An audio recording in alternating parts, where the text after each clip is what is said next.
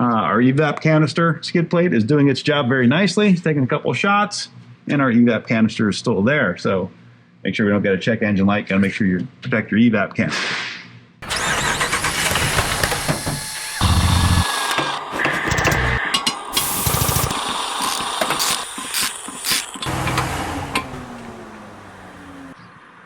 Also underneath, we want to take a quick look and just make sure that they're still here and they're not obviously broken. As we got your motor mounts.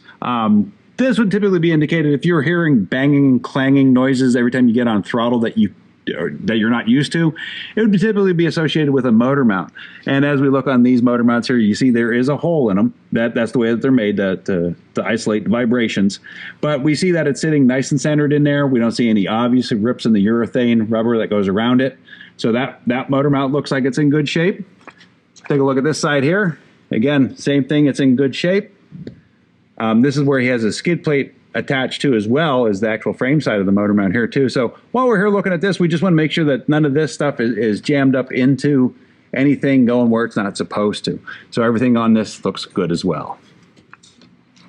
And what we can here as far as we're going to take a quick look, make sure that we don't have anything obviously wrong with, we have an automatic transmission, so we want to take a quick look at our oil pan. And all we're looking for here is we're looking for any obvious, damage and leaking is what we're looking for here. Other than that, there's not much to look at. But here's our transmission oil pan here. And while we're under here, we're going to give our training line that runs underneath a quick look, make sure, again, it's not damaged, not kinked.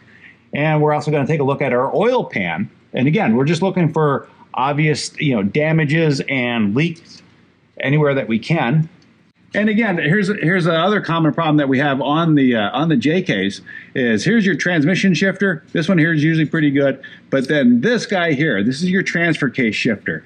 Way back in here, these have a tendency to break. Back here, right above the drive shaft itself, this does have a tendency to break. So we just want to make sure that we don't see any excessive play and movement there. Other than that, then it makes your transfer case impossible to shift from inside. I'll check out the rest of our skid plate and our skid plate mounting as well. Just make sure all of our bolts are still here that we can see. We got bolt. We got bolts over here are still good.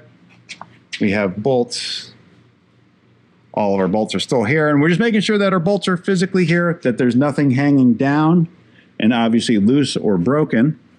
And all our seams are still lined up good. So we're going to say that our skid plate's in good shape. This bolt here has been taking some abuse, so we're going to recommend that he changes that bolt out at some point while we can still get a wrench or a socket on this one. So, and again, it's a lot easier just to change your bolts every so often than it is to fight a broken one out. Then we're going to take a look at our exhaust here real quick, make sure we don't have anything majorly wrong with our exhaust. So, again, we got a couple bumps and bruises, nothing major. We don't have any holes. I don't see any black soot appearing from anywhere. That's a good indicator where you have a hole. But the rest of our exhaust seems to be good shape, not falling off, doesn't seem to be rattling on anything, so it's good there.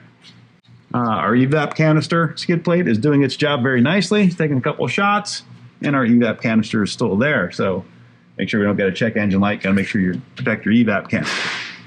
And that's pretty much all we have underneath.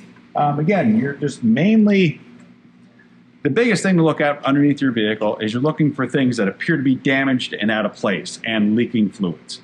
As long as you don't have any leaking fluids and things that are severely damaged, they're going to be the telltale signs of what you have to investigate further into. Good.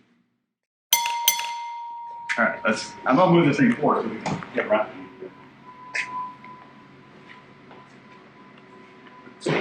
Starting in neutral, e-brakes on.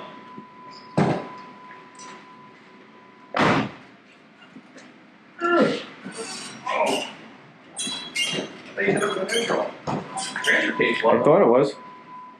Or did you put it for high? Maybe, you know what, maybe it's for high. There we go. Okay. Yeah, so I was going to say, remember, talk through what you're going to do. Yep.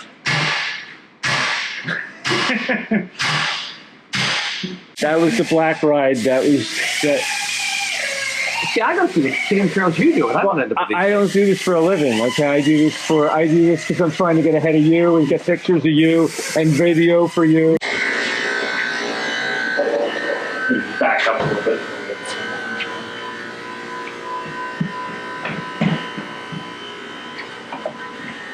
Nope. No, did I not get it? Nope. Nope.